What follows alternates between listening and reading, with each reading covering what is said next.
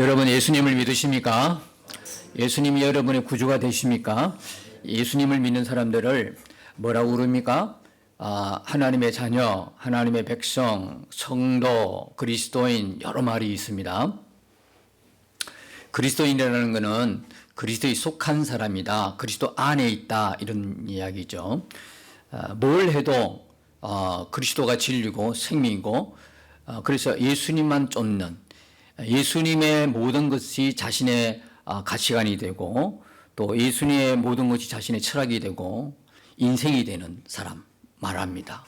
성도는 그야말로 거룩한 무리라는 겁니다. 성도, 거룩한 무리들의 모임. 그 다음에 하나님의 자녀, 하나님의 자녀니까 하나님이 당연히 아버지가 되겠죠. 또 하늘 백성이라 그래요. 하늘 백성이라 그러면 백성에게는 누가 있습니까? 백성이라고 하면 다스리는 왕이 있겠죠. 왕이 있습니다. 그래서 하나님 나라의 백성이라 그러면 왕이 누굽니까? 하나님이신 겁니다. 그래서 그 하나님 나라의 백성이라면 하나님을 왕으로 모시고 사는 자다. 여러분들이 진짜 예수님을 구주로 믿으시고 또 구원받은 하나님의 백성이면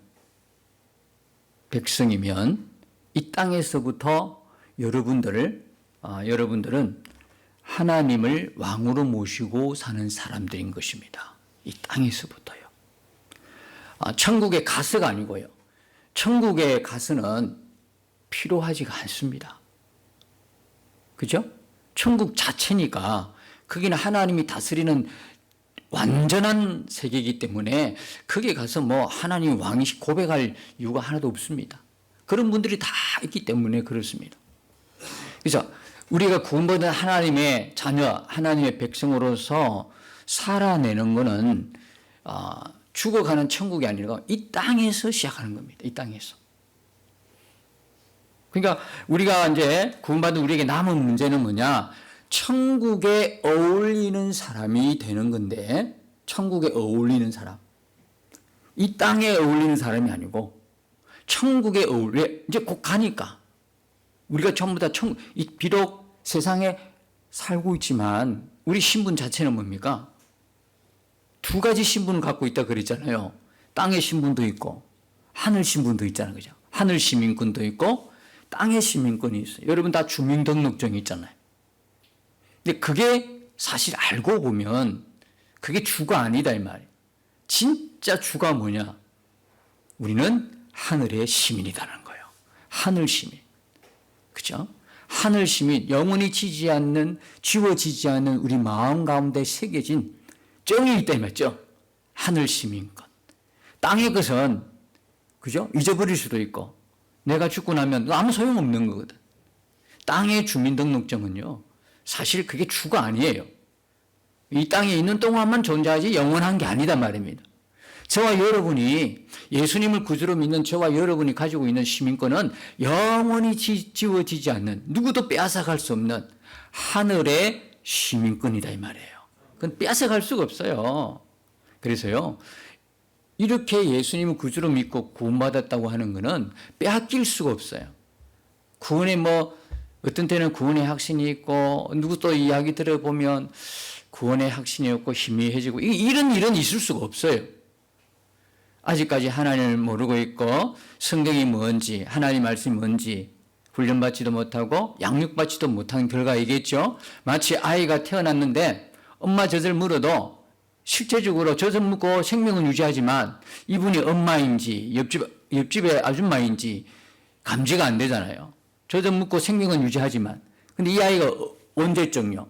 점점 자라면서 그죠? 점점 자라면서 본능적으로도 알지만 인식적으로도 그 아이의 의식 중에도 엄마를 알게 되는 거예요. 교회는 나오고 예수를 믿었는데 그죠?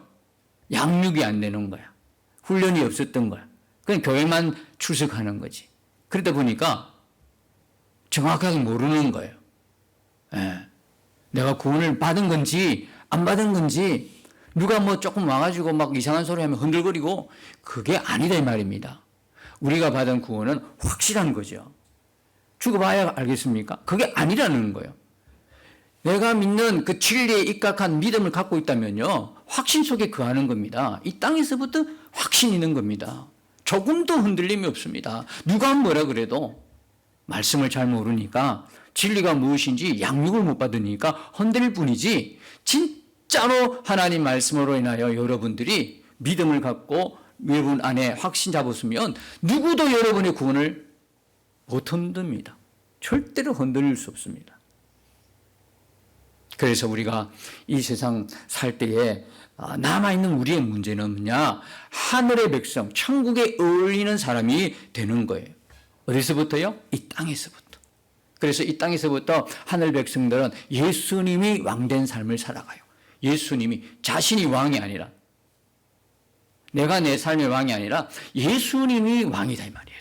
예수님이 왕이다. 그럼 여러분들은 날마다 어떻게 살아가야 됩니까? 물어봐야 돼요. 왕이신 예수님께 물어봐야 되는 거예요. 여러분들 하루를 살면서 시간 쓰는 것도 물어봐야 돼요. 아침에 눈 뜨자마자 예수님, 왕이신 예수님, 오늘 무엇을 하면 좋겠습니까? 내게 아무 소리 안 들려도 이 훈련을 하셔야 돼요. 이 경건의 연습, 경건의 훈련을 여러분들이 해 가면 갈수록 여러분들은 천국에 걸맞는 사람, 천국에 뭡니까? 어울리는 사람이 되어 간다 이 말입니다. 우리 하루를 살아가면서 생각하고 마음 먹고 이런 의식하는 게 얼마나 중요한지 모릅니다. 예수 믿어도요, 생각 없이 살면요, 당합니다. 의식 없이 살면 당합니다. 뭘 어떻게 당합니까? 세상에 푹 잡혀가 살아요. 그러면서도 나는 그냥 은혜 충만한 사람이라 착각하고 있는 거예요. 나는 그냥 예수 잘 믿는 사람으로 착각하고 있는 거예요. 여러분들이 진짜 예수 잘 믿고 못 믿고는 뭐냐? 하루 중에 여러분 생각의 키포인트는 어디 있냐? 여러분 생각의 줄을 이루고 있는 내용이 뭐냐? 그거 보면 아는 거예요. 하루 중에 여러분 시간을 어디다가 투자하느냐? 그걸 보면 아는 거예요. 생각과 마음과 시간 썸 하루 동안에 그걸 보면 내가 어떤 존재라는 게 다 드러나게 돼 있다. 예수님이 나의 왕이시면 우리는 매일매일 살아가면서 그분에게 질문하는 게 습관이 되어야 되는 거예요. 오늘 어떻게 할까요? 누구 만나 무슨 말을 할까요? 저 사람 어떻게 전도할까요? 다 물어봐야 돼요. 이 귀한 시간이, 그죠? 이 귀한 시간을 그냥 아무렇지 않게 낭비해서는 안 되잖아요. 그러니까 다 여러분들이 뭘 해도 그런 하나님 앞에 묻는 습관이 중요하다. 세상 나라가 아니라 하늘나라 백성들은요, 가치관이 세상에 있지 않아요. 세상 성공이 여러분 제일 큰 가치로 여기잖아요. 하늘나라 백성은 뭡니까? 하나님의 나라의 영광을 바라보는 자예요. 그럼 막연하지 않습니까? 예? 세상에 전부 다 성공하려고 그러고 출세하려고 그러고 막 달려가는데 왠지 내가 뒤처지는 것 같아. 예수 믿는 사람들은. 뭐 엉뚱한 이야기를 하니까. 이 세상 속에 하나님 영광이 어디 있습니까? 그런데 하늘 백성들은 이 세상에서 뭘 보는 자다? 하나님 나라의 영광을 바라보는 자거든요. 어디 있습니까? 성경이 있잖아요. 그죠? 성경을 우리가 가까이 하고 이렇게 성경을 읽고 묵상해 보면 천지에 있는 하나님 나라의 영광이 진리 속에 다 있음을 우리가 알게 되는, 이걸 병이 여기고 무시하고 안 보고 자기 방식대로 살아가니까 막연하게 들리는 이 말조차도, 하나님 나라의 영광이란 말 자체도 이해하기 힘든 거예요. 이 땅에서부터 하나님 나라 영광을 보는 자다, 하늘나라를 소망하는 거다, 그게 나의 모든 소망과 믿음을 결론을 두는 건데, 이게 안 바라봐지면 예수는 믿는데, 교회 남아서 직분은 받았는데, 목사인데, 장로인데, 집사인데, 권사인데, 성도인데도 하나님 나라의 영광과 무관한 삶을 살게 되면 이 밖은, 겉은 꼭 예수 믿는 사람 같아. 속은 아니야. 속은 이게 믿는 사람인지 안 믿는 사람인지 자신도 헷갈려. 자신도 헷갈리는데 남은 더 헷갈리는 거지. 안에 안 바뀐 거예요. 모든 목적, 추구, 가치, 말은 그렇게 하는데 바뀌지 않았단 말이에요. 그러니까 하나님 나라의 영광을 안 보니까 이 세상 사람과 똑같아. 싸워야 돼. 찾아야 되니까. 줄 서야 되니까. 성공해야 되니까 자리 때문에 막 싸우고 명예 때문에 싸우고 교회 안에도요 많습니다.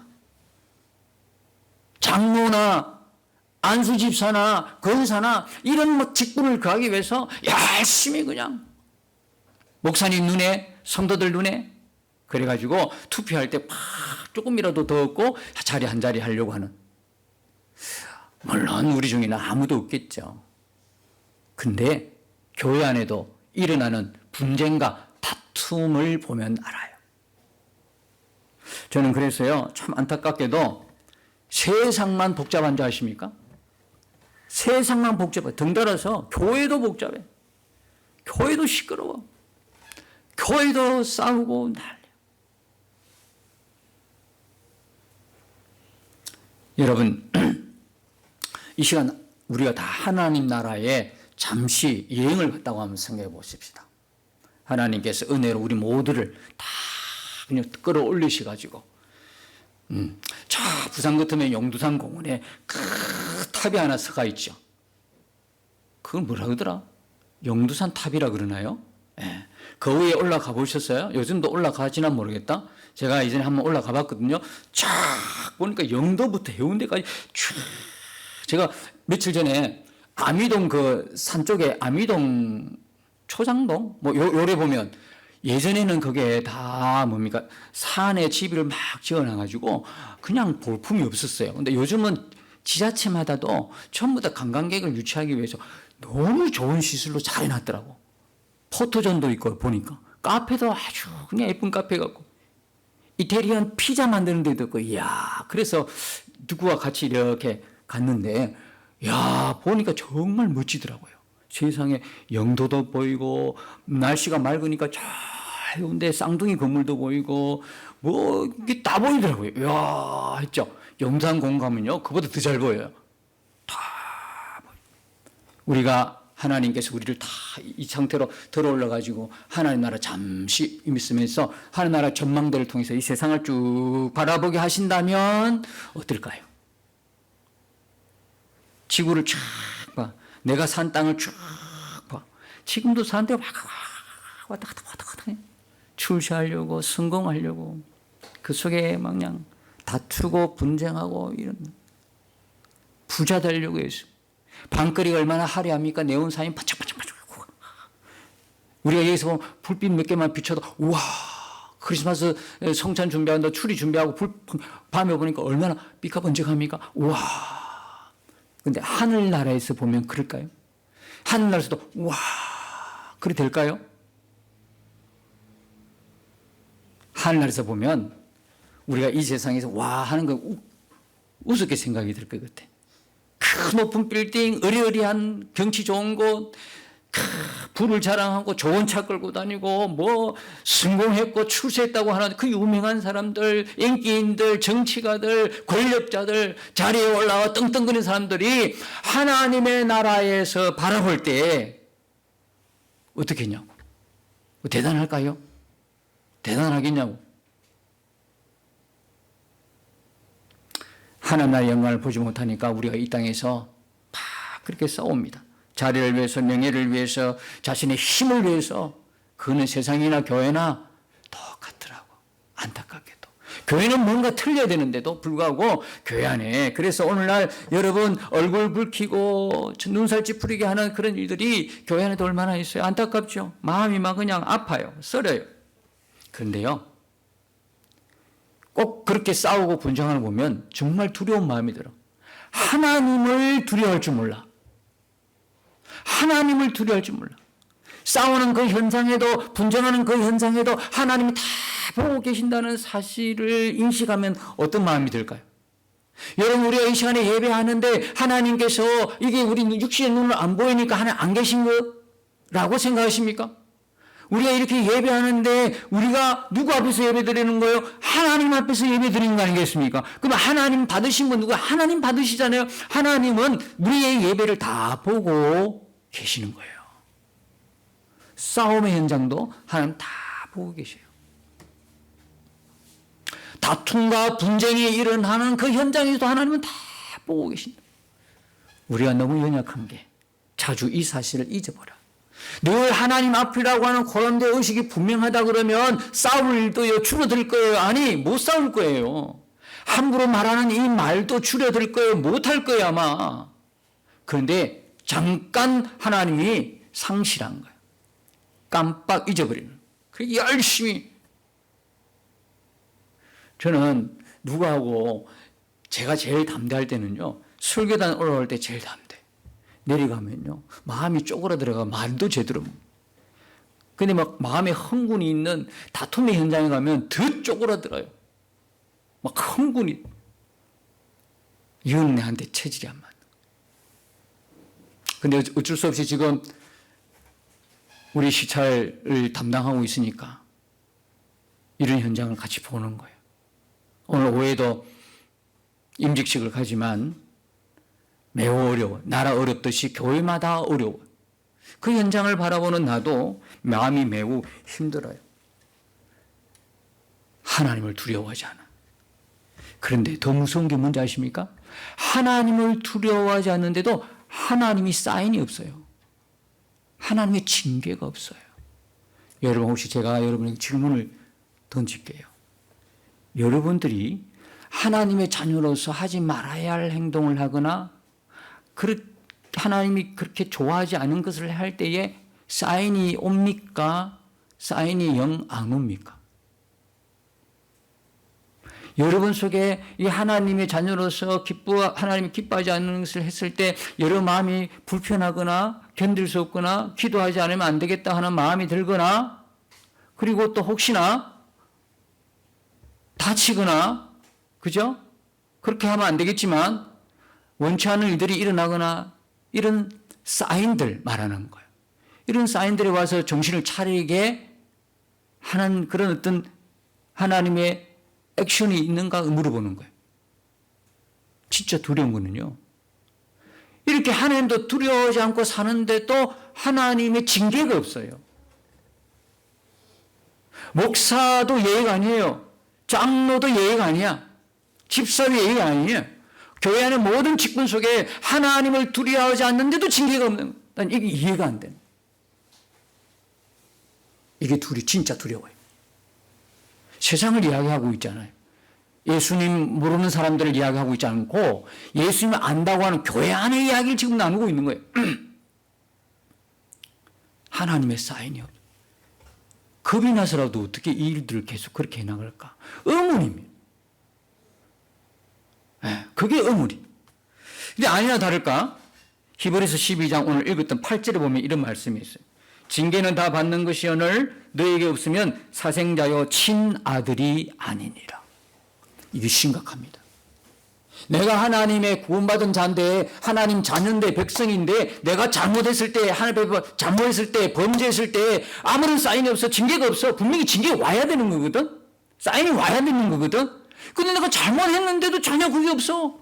잘 살아가. 여전히 떵떵거리고 살아가. 높은 자리에 앉아가지고 명예는 누릴 대로 누리고 가질 대로 권력 힘을 가지고 휘두르고, 그러면서도 사인이 없어 전혀. 그런 사람이랑 우리가 똑같아요. 사인이 없단 말이에요. 이게 왜 심각하냐? 말씀해 보면 왜 심각하냐? 뭐예요? 사생자라는 거예요. 친아들이 아니라는 거예요. 그러면 친아들 같으면 뭐가 간다는 거예요? 잘못했을 때 하나님의 징계가 있다는 이야기. 이 질문을 스스로 한번 심각하게 던져보실 수 있기를 바랍니다. 여러분, 히브리서 12장은요 1절에서 17절까지 권면을 하고 있어요. 예수를 바라보고 표대를 향하여 달려가라. 두 번째는 뭡니까? 오늘 우리가 읽었던 본문처럼 징계를 감수하라. 모든 사람들에게 다 징계가 있어요. 아니, 내가 착한 일을 하는 사람인데 착하게 살면 괜찮지? 아니다 말이면 들어보시면 이 징계라는 것은 모든 사람들에게 가요. 모든 사람들에게 있어요. 왜? 하나님의 친아들이기 때문에. 누구는 있고 누구 없는 게 다 있어요. 그 다음에 이제 세 번째는 뭐냐면 끝에 보면 나고자를 뭡니까? 주의하라. 분명히 신앙에 나고자가 있다는 거예요. 우리는 개인전이 아니에요. 단체전이에요. 출애굽할 때 이스라엘 전체가 나왔잖아요. 단체전이다. 그래서 이 나고자들을 발생하는 것을 주의하면서 그러니까 15절에 보면 히브리서 12장 15절에 보세요. 너희는 하나님의 은혜에 이르지 못하는 자가 없도록. 그 누구는 나고자가 있다면 누구는 하나님 은혜에 이르지 못하는 자가 있기 때문에 이런 말씀을 하는 거예요. 그래서 우리 교회 안에서는요, 하나님의 진리의 말씀으로, 겉면으로, 또는 뭡니까? 신앙적 믿음에, 그리고 서로 보살펴주고 아껴주고 이렇게 하면서 같이 가야 되는, 같이 신앙이 조금 나우어 보이면 옆에서 격려해주고, 그리고 바른 진리의 말씀을 선포하고 세워주고 같이 가는 거예요. 같이. 여기서는 한 명도 나고해서는 안 되기 때문에 나고자가 생기면 안 된다 이 말입니다. 자, 그래서 5절과 8절 먼저 보시면 여기는 하나님이 우리에게 건면하신 말씀, 징계 대상이 누구냐, 누구를 징계하고 누구를 채찍질하느냐 말씀이 나오는 거예요. 여기에 5절에 보면 또 아들들에게 권하는 것 같이, 자, 아들. 여기 잠깐 우리가 본 것 중에 징계란 말이 많이 나옵니다. 징계가요, 벌써 8번이나 우리가 읽었던 이 본문에서 8번이나 나와요. 매우 중요한 단어입니다. 근데 아들이라는 말도 많아요. 아들도 많이 나와, 지금. 그래서 이 아들, 징계, 똑같은 의미를 갖고 있어요. 자, 아들들에게 권하는 거예요. 아들이 아는 사람 권하지 않아요? 성도들에게, 하나님 자녀들에게 권하는데, 너에게 건면하신 말씀도 잊었도다 읽었을 때, 이때 건면이란 말이 뭡니까? 파라클레토스라는 이야기입니다. 파라클레토스와 같은 어근을 가진 동사입니다. 여러분, 파라클레토스라니까 여러분 언뜻 깨닫는 게 없습니까? 누구를 파라클레토스랍니까? 성령님을 이야기하잖아요. 성령님, 보혜사 성령, 보호하고 은혜를 주시는 보혜사 성령을 이야기할 때 파라클레토스라고 하거든요. 그럼 그 성령은 우리에게 우리를 변호해 주시고, 그죠? 우리를 지켜주시는 거잖아요. 대신 하나님 앞에서 십자가에서, 심판대에서 우리를 변호해 주시고, 우리를 도와주시는 분이잖아요. 이 견문이란 말로 파라클레토스라고 하는 그 어근에서 나온 동사예요. 우리에게 하나님께서 권면하신다, 도움의 말씀을 주시는 거예요. 자, 그래서 내 아들아, 또 아들아 나왔어요. 주의 징계하심을 경히 여기지 말고 그에게 꾸지람을 받을 때 낙심하지 말아라. 이 이야기는 뭐냐면 징계를 갔을 때 두 가지 반응이 나타나요. 첫 번째 반응은 뭐냐? 징계 갔을 때 경히 여기는 반응이에요. 경히 여긴다는 것은 우연히 그렇게 되었겠지. 분명히 하나님의 백성이, 하나님 자녀가 나의 뭐가 잘못해가지고 뭐 왔는데도 깨달지 못해. 우연한 일로. 이 일들은 다 우연히 일어난 일이야. 갑자기 내가 그냥 가다가, 어디 다쳤어. 일어날 일이 아닌데 어디 일어나가지고 내가 병원에 눕게 됐어. 그러면 우리는요, 그냥 우연한 일로 하고 그냥, 아이고, 그냥 재수없네. 이렇게 생각 안 된단 말이야. 여러분, 발목을 삐어도 뭐 하나 다쳐도 병석에 누워있으면 어떻게 생각해야 돼요? 하나님, 이것을 통해서 나에게 무슨 말씀하십니까? 라고 물어보는 게 당연한 거죠. 모르잖아요, 우리가. 그 일이 왜 생겼는지 모르잖아요. 그런 것 말고 또 많아요. 우리 삶 속에. 많다고요. 근데 또 하나는 뭐냐면, 또 하나 반응은 뭡니까? 낙심하는 거예요, 낙심. 하나님 어떻게 나에게 이럴 수가 있습니까? 대두는 거예요. 원망하는 거예요. 불평하는 거예요. 반응이 이렇게 두 가지가 나와. 우연히 일어났겠지 뭐. 이야, 하나님 경고를 무시하고. 하나님은 그러니까 왜 내게 이런 일이 일어나야 됩니까? 하고 막 하나님께 원망하고 불평하더라는 거예요. 6절, 그러나 6절 보십시오. 누구에게 징계하느냐? 주께서 그 사랑하는 자를 징계한다. 여러분, 하나님은요, 징계를 누가 해주냐? 하나님이 사랑하는 자를 징계하시는 거예요. 그 다음 또 뭐예요? 그가 받아들여서는 아들마다 채찍질 하는 거예요. 왜 채찍질 하겠습니까? 잘 되라고 하는 거예요. 이걸 한마디로 이야기하면 사랑이 메인 거예요. 여러분, 나는 우리 집에 아이들을, 그죠? 잘 되라고 채찍질을 하거나 징계를 하지, 옆집에 1705에 가가지고 내가 그 아들을 징계하고 채찍질하면요, 나는 바로 경찰에 불려갑니다. 폭행범으로, 현장 폭행범으로 잡혀가요. 우리 집 애를, 내 아들과 딸을 징계하는 거예요. 왜? 그 길로 가면 안 되는 길이거든요. 하나님도 마찬가지예요. 하나님도 마찬가지예요. 하나님은 예수님의 피값으로 구원한 하나님의 백성들의 잘못을 두고 못 보시는 거예요. 왜? 그 길로 내버려두면 함정이 빠지니까. 그 길로 내버려두면 어떻게 해요? 잘못된 길로 가니까. 오랫동안 고생하니까. 회복하기 힘드니까. 하나님은 매를 내시는 거예요. 잘못했을 때, 범죄를 했을 때 하나님이 그에게 몸에 병을 주거나 아예 너무 시가 그래도 문 깨달으면 입을 시키거나 자기가 좋아하는 주변의 일들이 막 일어나게. 예수 믿는 사람은 그냥 우연한 일이 없어요. 우리가 예수 믿고 난 이유는 전부 우연이 아니라 필연이에요. 왜? 우리의 모든 것은 주의 주권 안에 있기 때문에. 처음부터 저를 이상한 눈치로 좀 쳐다보고 있어요. 이게 내가 지금 이런 일이 이거야? 막 해서 하나님이 어떻게 우리를 그때는 우리가 아파요. 징계를 받았을 때는 아파요. 아파. 그러나 그것은 결국 뭡니까? 하나님께서 우리를 잘 되게 하시는 거예요. 그 길로, 생명의 길로 계속 이끄시기 위해서, 그 죄악에서 벗어나도록. 죄의 삭은 사망이니까. 하나님 백성들이 거기에서 고통받고 헤매는 걸 하나님이 못 보신다고. 바르게 고쳐나간다. 주께서 그 사랑하는 자를 징계하고 그가 받아야 되는 아들을마다 채찍질한다는 거예요. 이때 징계를 받을 때 우리가 뭘 해야 돼요? 7절에 나옵니다. 너희가 참음은 인내, 참아야 되는 거예요. 내가 잘못했을 때 하나님 징계에 내라고 할 때에 그죠? 참는 거예요. 참아야 되는 거예요. 그냥 그걸 가지고 원망하고 불평하고 막 입에서 막 감사치 못한 말이 나오고 막 이래버리면 안 된다 이 말입니다. 참아야 되는 거예요. 묵묵히 참아야 되는 거예요. 참음은 징계를 받기 위함이라 하나님이 떠나서 아들과 같이 너희를 대우하신다는 거예요. 아들과 같이 너희를 아들과 같이. 아들이라. 어찌 아버지가 징계하지 않은 아들이 있으리요. 8절에 보니까 징계는 다 받는 것이오늘 여기 보십시오. 징계는요. 나는 괜찮지롱 없습니다. 징계는 하나님의 자녀가 되면 다 받습니다. 하나님의 백성들은 다 받습니다. 그럼 이 징계란 뜻이 좀 묘한 거예요.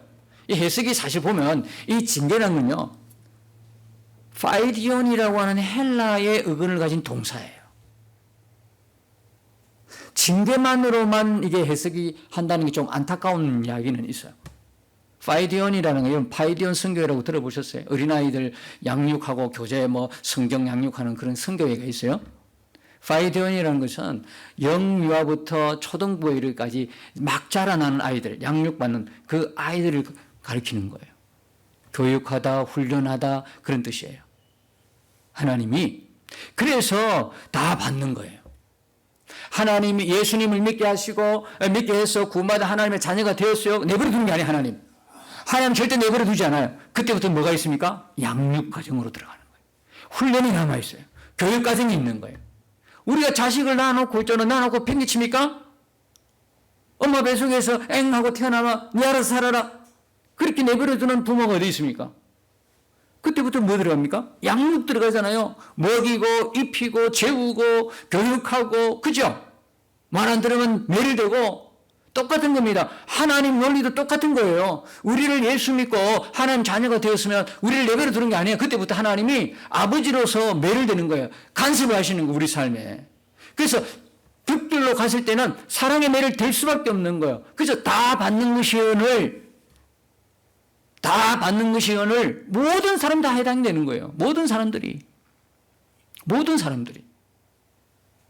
그래서 이 교회도 교육이 있고 양육이 있고 훈련이 있는 거예요.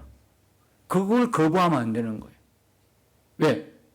하나님께서 주의 종을 통해서 목사를 통해서 교회를 통해서 그걸 교육하도록 한 거예요. 하나님이 출장 오셔서 우리 직접 가르치는 거 아니고 세운 대리자들을 통해서 하는 거죠. 모세가 이스라엘 백성 출애굽에 쫙 그냥 사막 광야를 지도로 모세 여호수아의 지도로 쫙 긋듯이 대리자를 세워서 여러분을 양육하시는 거예요. 양육 잘 받아야 되는 거예요. 교육 잘 받아야 되는 거예요. 훈련 잘 받아야 되는 거예요. 그래야 진리의 길을 이탈하지 않아요. 근데 이 교육이 없으면 막 살아가는 거예요. 망나니가 되어버리는 거예요. 하나님도 우리가 막 살아가는 걸 원치 않으세요. 그러니까 거기는 반드시 뭐가 다 징계가 있는 거예요. 징계. 다 받는 거예요. 훈련이 다 있는 거예요. 양육 다 하고 교육 다 하는 거예요. 그 이야기입니다. 그 이야기. 8절 보십시오. 다시 한번 보십시오. 징계는 다 받는 것이오늘 너희에게 없으면 사생자의 친아들이 아니니라. 그래서 여러분들이 장난 있을 때 뭐가 쌓이나는 하나님께 물어야 됩니다. 하나님 혹시 나는 옆집 아이인가요? 사생자인가요? 친아들은 아닌가요? 물어볼 수 있어야 돼. 장난했는데도 장난했는데도 뭐 쌓임이 없어요. 이건 진짜 곤란한 문제거든요. 9절 보십시오. 또 우리 육신의 아버지가 우리를 징계하여도 공경하였거든. 여기서부터 하나님이 교육하고 훈련할 목적이 있어요. 징계의 목적을 이야기해요. 9절, 10절, 11절은 그 목적을 이야기하고 있어요. 9절 공경하게 하물며 모든 영의 아버지께 더욱 복종하며 살려 하지 않겠느냐. 이런 징계를 통해서 여러분, 이런 훈련과 교육과 가르침을 통해서 뭐 해야 돼요? 아하, 우리가 진리로 살아야 되겠구나를 깨닫게 되는 거예요. 아시겠죠? 아버지께 더욱 복종하며 살려 하지 않겠느냐. 하나님 말씀에는 진리 외에는 우리가 살 길이 없다는 걸 깨닫는 거예요. 하나님께 더 복종하는. 육신의 아버지한테도 매맞아도요, 그때는 이렇게 복종하잖아요. 그건 한순간이고. 영원한 우리 아버지께 징계를 받는 하나님의 자녀들은요, 오직 그분의 진리 가운데 말씀 앞에 그분 앞에 순종하는 것을 이런 징계를 통해서 배워가는 거예요. 망나니가 아니에요. 두 번째는 뭡니까? 10절에 보면 그들은 잠시 자기의 뜻대로 우리를 징계하였거니와 오직 하나님은 우리의 유익을 위하여 그의 거룩하심에 참여하기 위해서요. 그건 내버려 두는 게 아니고 간섭 안 하고만 니 할 때는 해라 이렇게 하는 게 아니고 꼭 우리가 잘못된 게 죄된 길이라면 딱 막아서가지고 징계를 해가 바른 길로 옳히는 건 뭐냐? 우리가 점점 뭐가 됩니까? 점점 거룩한 하나님의 자녀가 되어가는 거예요. 하나님이 일들을 다 이루어 가셔요. 여기에 목적이 있어요. 세 번째 목적은 뭡니까? 세 번째 목적은 11절에 무릇 징계가 당시에는 즐거워 보이지 않고 인정합니다. 슬퍼 보여요. 하나님 왜 내게 이런 징계를 주십니까? 하나님 내게 이런 벌을 내십니까? 벌 내리는데 즐거울 사람 누가 있겠어요? 눈물 콧물 다 뺍니다. 당시에는 즐거워 보이지 않고 슬퍼 보여. 그런데요, 어떤 일이 벌어집니까? 후에 그로 말미암아 연단받은 자들은 의와 평강의 열매를 맺느니라. 하나님이 내버려둬. 죄의 길로 죄를 막 계속 짓고 있는데 내버려두면 그에 맺는 열매는 사망이에요. 사망. 죽음과 사망의 열매를 맺어요. 근데 하나님이 막 징계를 통해서 끝까지 보살핀 자는 결국은 그 당시는 징계가 슬퍼 보여. 원치 않은 내가 너무 내가 왜 이러지 하고 막 즐거워 보이지 않고 슬퍼 보이나 그러나 끝은 뭡니까? 말할 수 없는 그 안에서 의와 평강의 열매를 맺게 하신다는 거예요. 이런 목적을 다 갖고 있어요. 이런 목적을 다 갖고 있어요. 그런데 지금 다 지쳐 있어. 이 당시 히브리서 기자가 썼던 이 초대교회는요, 외부적으로는 예수 믿는 핍박이 막 오죠. 내부적으로는 자기 정체성이 다 무너져서 이단들이 막 들어오죠.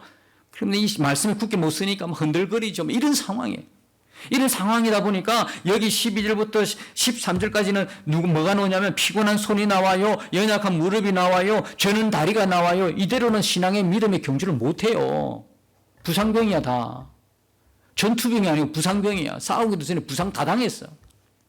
외부에서는 핍박 때문에 말씀에 대한 정체성이 흐려지고 제대로 세워지지 않으니까 이대로는 안 가니까 이대로는 못 가니까 뭐라고 그럽니까? 피곤한 손 연약한 무릎 저는 다리로는 더 이상 경주 못해. 그러니까 뭐라고 이야기합니까? 그러므로 피곤한 손과 연약한 무릎을 일으켜 세우고 너희 발을 위하여 곧은 길을 만들어 저는 다리로 하여금 어그러지지 않고 고침을 받게 하라. 아니 세우라 그래. 고침 받게 하라. 아니 내가 할 것 같으면 왜 이런 말씀하세요? 아니 내가 할 것 같으면 진작했지. 내가 할 것 같으면 징계가 오기 전에 내가 바른 길 갔지.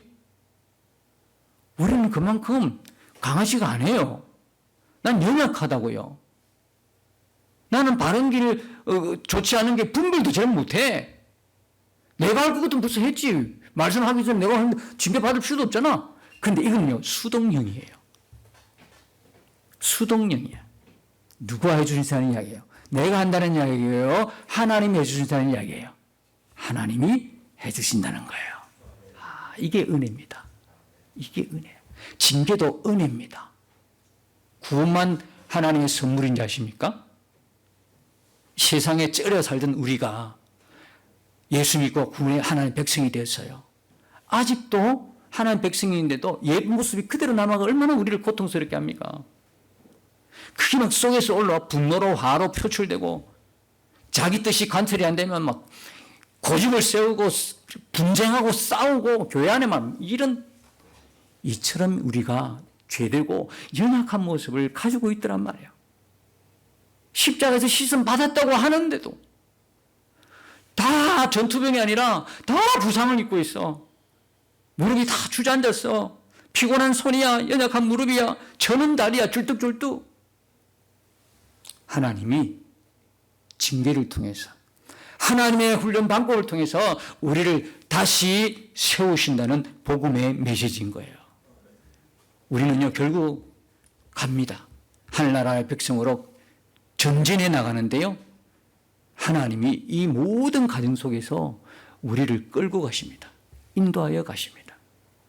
그러므로 나의 지금 모습 보지 않고 내 안에 계신 주님과 어떤 관계를 맺을 것인가, 그 주님을 바라보고 그 주님을 어떻게 의식하고 살 것인가, 내가 하늘 백성으로 이 땅에 살 때에 어떻게 살 것인가를 묵상하면서 이루어 가신 하나님 바라보면 우리가 잘못된 길, 옆길, 곁길을 갔을 때도 하나님 기뻐하지 않은 길을 갔을 때도 그 속에서 소망이 있고 희망이 있는 거예요. 나 자신과 세상을 바라보면 희망이 없어요. 그러나 이런 나를 하나님이 끌고 가신다. 하나님이 나의 주인이시다. 그게 여러분의 믿음이 분명하다면 실망 가운데서도 소망의 꽃을 피울 수 있는 거예요. 끝까지 완주하는데 하나님이 함께 하심으로 끝까지 달려가고 진리의 말씀을 세상과 비추어서 그 어둠을 떨쳐버리고 우리의 육체적인 옛구습의 그 사람들을 떨쳐버리고 소망 가운데 힘껏 달려가는 신앙의 경주자가 될 수 있다는 이야기죠. 오늘 이 복음의 말씀, 하나님이 우리와 함께 계시고 하나님이 이루어 가시는 구원의 여정에 여러분이 함께 하셔서 하나님만 앞장서신 하나님만 바라보고 내 삶에 주신 그분을 고백하면서 힘있게 믿음의 경주를 달려가시는 저와 여러분 되시기를 예수님 이름으로 축복합니다. 우와 함께 싸워 승리하리라. 날마다 믿음으로 나 살아가리. 날마다